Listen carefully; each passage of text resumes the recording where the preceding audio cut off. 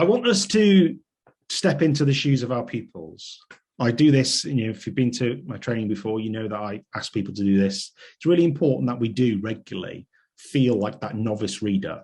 And this picks up on tasks we've done previously. But I'll stop talking. What I want you to do is to spend 2 minutes, read the text, and 1, I want you to get the gist of the text. And then 2, I want you to think about what are the strategies you use to make sense of this text. So there's a knowledge question, what you know about it, and then 2, strategy, how did you make sense of the text? Let's have 2 minutes, and in the second minute, we can be talking to colleagues if we're in the room about the strategies we use to make sense of this text. Over to you.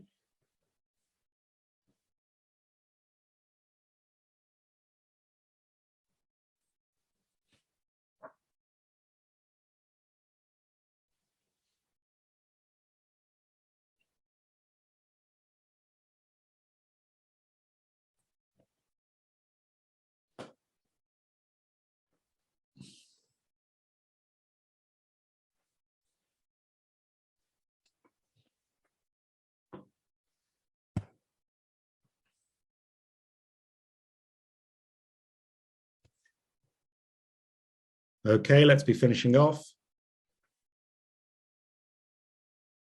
Now, why do these translation tasks? I do them repeatedly. It's to remember each time that when we're reading and writing in the classroom, our pupils are translating that academic language. It's not natural to them. Only those pupils who are, real high flyers who've got lots of experience outside the school gates and lots of support outside the school gates undertake these tasks with ease. Everyone else is struggling to navigate them and make sense of them. That's the pupil's daily experience. We have SATs today, the maths reasoning paper. My little son's come home and some of those questions are really tricky. And we need to give them the strategies to be able to undertake that. Now, apologies for, kind of bringing a text that includes Boris Johnson. If I was a Daily Mail reader, I could have used Beergate and updated it, but I'm not a Daily Mail reader. You might be surprised to hear. So we're going to stick with this text. Now, the point of this text is not the content itself, but it's a recognition that we bring lots of knowledge every time we read.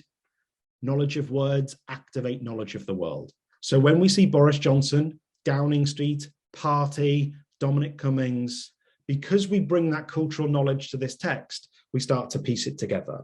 So the strategies we use are piecing together that knowledge. And I've used before that analogy of a jigsaw.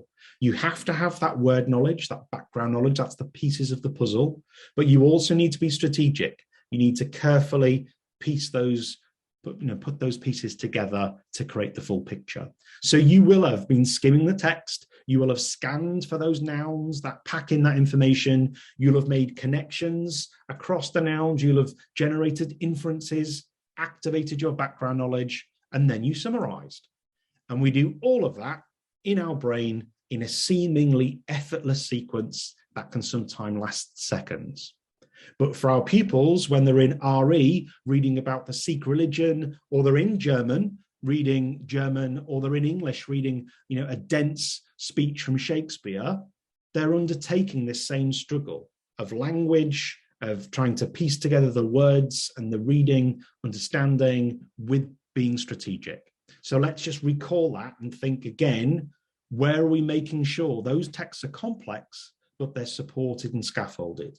Our pupils are more knowledgeable, but more strategic at the same time. And the trickier the text, the more strategic you need to be.